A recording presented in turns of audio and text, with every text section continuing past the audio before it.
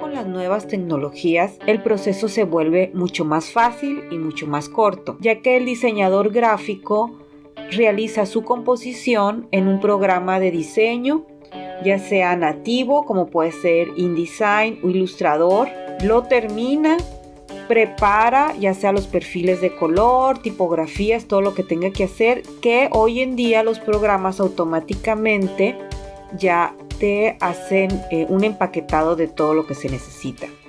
También el diseñador puede enviar el archivo en PDF, esto es lo más popular, o en JPG. Este archivo en PDF o JPG se envía a la imprenta, la imprenta lo recibe, se lo envía a PrePrensa. Ya en PrePrensa se abre el documento, se revisa que venga en CMYK, se revisa que no se haya cambiado ninguna fuente, se le agregan elementos de líneas de corte, se le agregan todo lo necesario para hacer el original mecánico, se hace la separación de color en semitono, esto lo vamos a ver en temas más adelante. Ya que está listo el documento, se hacen pruebas para ver si los registros están correctos, si las tintas están correctas. Después se puede proceder directamente a imprimir el negativo o se hace una prueba de color.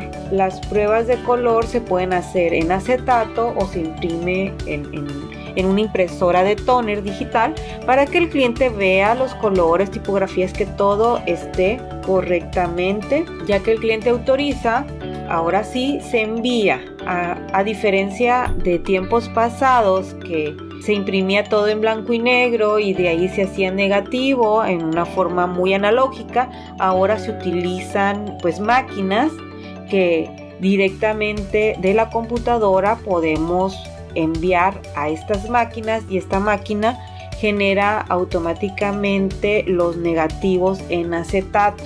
Posteriormente el negativo se pasa a otra máquina donde están las placas de offset y en estas placas se quema directamente el acetato.